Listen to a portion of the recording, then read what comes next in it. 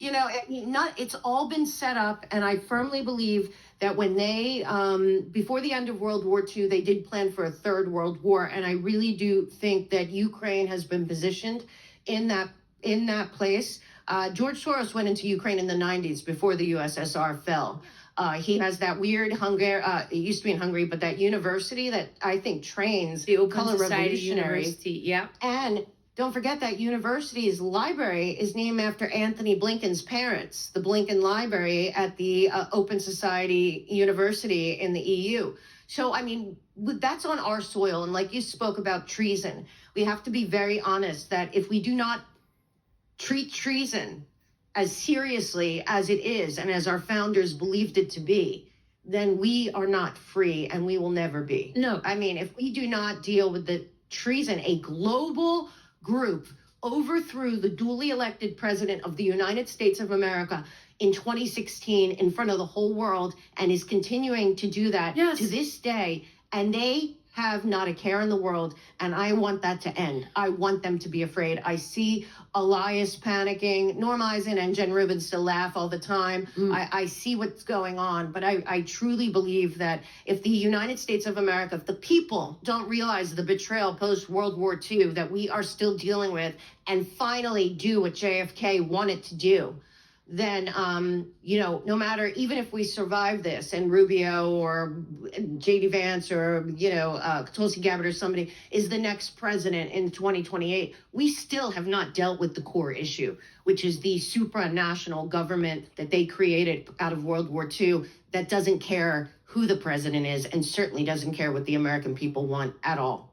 No, and we haven't resolved the issue of the intelligence agencies. The CIA is no better today than it was under Obama and Brennan. I mean, Brennan is still effectively running subversive, treasonous operations against the U.S. And all of these people are still free to operate. And when I talk to people in the Justice Department, they say, "Oh no, they're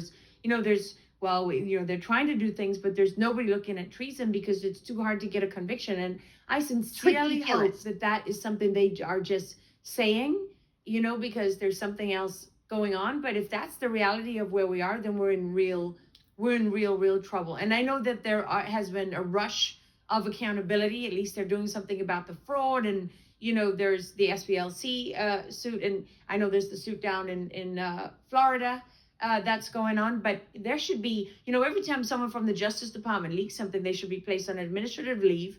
Their security clearance should be indefinitely suspended, and they should be put under investigation.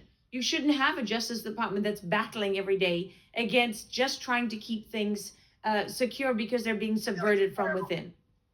Yeah, but also we, the people, have to also question what is going on with Washington, D.C. It's a 10 by 10 vassal state that was supposed to be neutral. The judges and the prosecutors in D.C. are 96% progressive Democrats. Yeah. That is not a neutral place. And so anything that happens inside the agencies that reside in Washington, D.C., go right to their activists. Those and the Congress can end that Boasberg court, and the FISA court should be ended because they don't deserve to exist. And last thing, the Patriot Act is unconstitutional to begin with, but it was always about being turned on us because what they said with the Patriot Act was that they were going to put that through to keep them there. And right after they passed the Patriot Act, they opened the doors wide open to CARE and the Muslim Brotherhood and the fraud of Islamophobia. Everything that we were told since 9/11 has been a war on the people of this country by the people that I believe helped cover it up. And where we are now is that the American people have to be very honest. I keep saying, and I wrote in Americans Anonymous, a recovery thing, which is as sick as our secrets, is what people say, that when you are an addict, if you don't deal with your secrets, you will remain sick. I believe the United States of America right now is as sick as its secrets, and it's going to be we the people that say we're going to face them, we're going to, pull the scab, we're going to let everything out there, we're going to deal with the truth of our history, and we're going to go a different direction. And I believe Donald Trump is also trying to dismantle this international infrastructure. But if the American people don't know what we're fighting, we can't win. And that's why I wrote the book. Well, that's exactly right. If you've still got people looking at it and saying, why are we bombing drug boats and why are we doing this in Venezuela? And you don't look at the fact that Venezuela is stealing elections, that Iran is mining uranium enriched and getting enriched uranium out of Venezuela, that has intelligence operations on Venezuelan soil, and that these people are working with the Cubans, and they're working with the IRGC and the Iranian and the regime, CIA, and with everywhere the you're CIA. mentioning had 100%. CIA coups. 100%. And that these people are working together to dismantle this country, to dismantle our government, to work against the people, to steal everything that we as Americans earn without hard work, right? Without blood, sweat, and tears. They're stealing all of it. And when your child is dying of fentanyl poisoning, right? That is murder. They're a casualty of war, because drug warfare is one of the ways that they're using to infiltrate and destroy from within, rather than to invade and with a big sign and tell you what it is. So whether it's that ideological battle, or they're dismantling American families, they're rendering our communities incapable of operating. You can't run for Congress if you're a drug addict. You're not joining the army if you're microdosing. But that's why I think that's how I wrote the book, as pieces taking apart JFK's speech there, because he said guerrillas by night instead of armies by day. What you're talking about with fentanyl and gangs and the cartel, that's guerrillas by night. You know what I mean? Like that's what it is.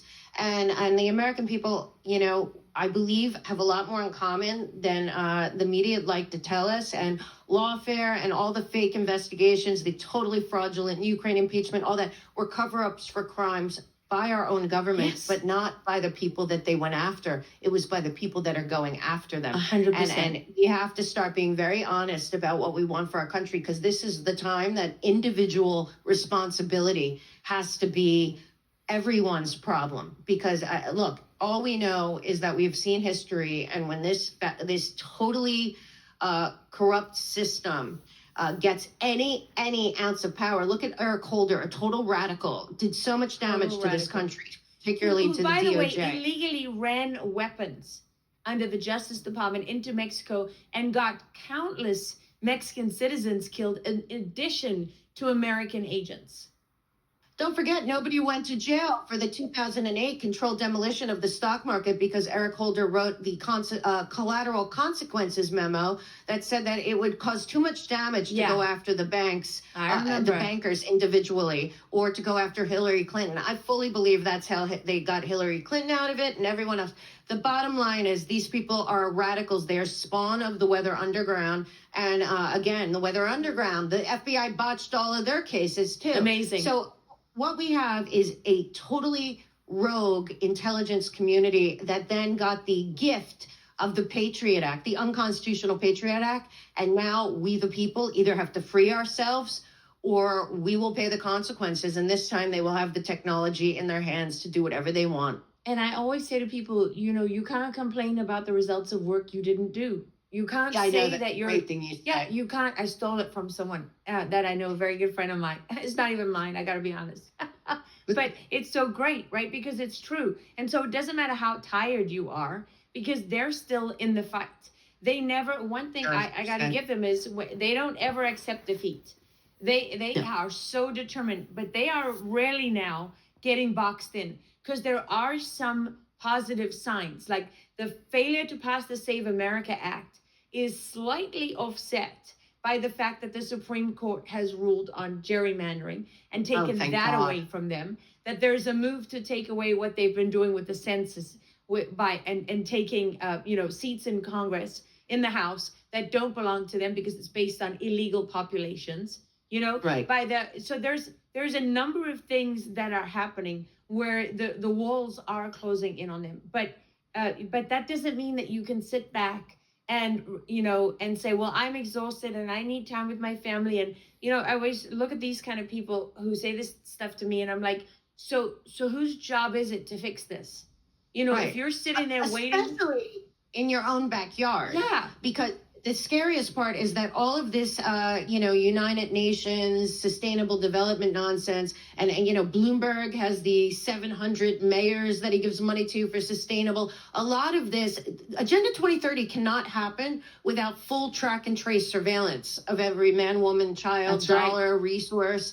It's the whole tokenization, natural asset class. This is you will own nothing and be happy. That is where we are going if the American people don't get involved in their local community and run for city council, run for land commissioner, run for, mayor's races, for school boards. Because once they have the technology and the surveillance in place, you want to be on that board to decide the guardrails. And if we are not there, and the Democrat Socialists of America, who are not Democrats and hate Democrats, and then we have CARE are winning seats all over the country. What do you think? You and I know that they already have Sharia courts, that they're already instituting halal meals in schools in Texas, for God's sakes.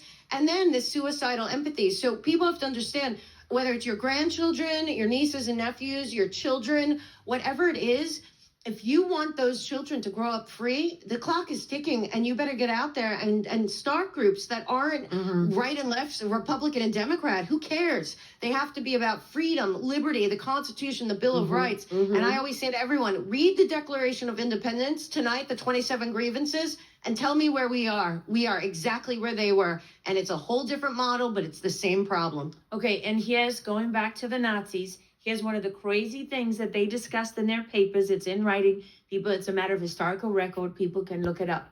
They planned the alien invasion from the moon. And every time I see people out there trying to push so hard on the alien narrative, right, that the aliens are there, there's even a horrible Hollywood film about the Nazis invading from their base on the moon. It really makes me smile, because they really want people to believe that we are, facing this threat from an external force, because they had an actual plan to fake an invasion once they had conquered the world, to fake an invasion from the outside to unite the world around them. And so, and what you see is all these government programs that have been in there for decades, right, that have cost billions and billions, if not trillions of dollars.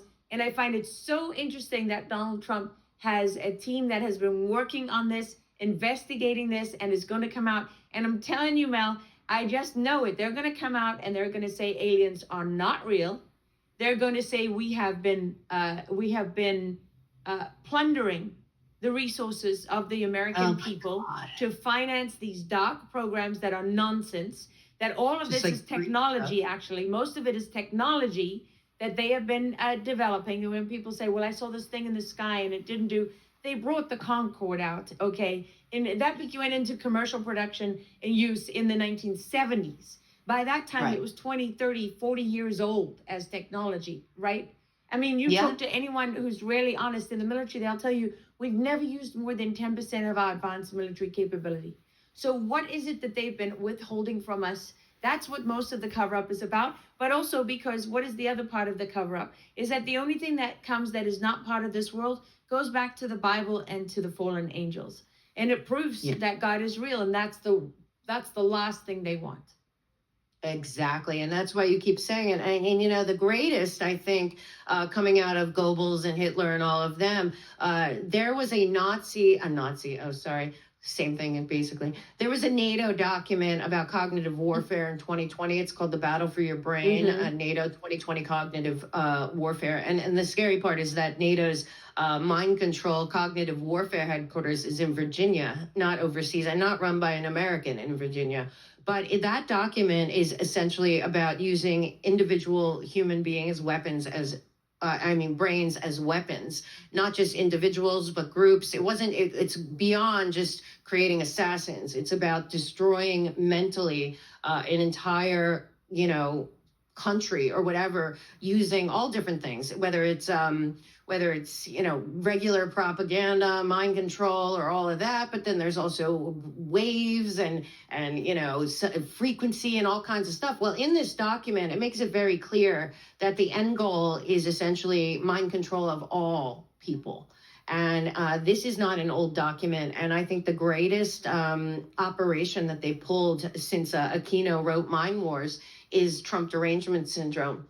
People will vote against their best, what's best for themselves and their family, because the idea that it's Trump's administration, even if it's not him. Yes. And we have that going into the midterms right now with some people that were for Trump and now are saying that they're not. Whatever. The operation is to make you crazy just hearing about Trump that you do things against your own best interest. Yeah.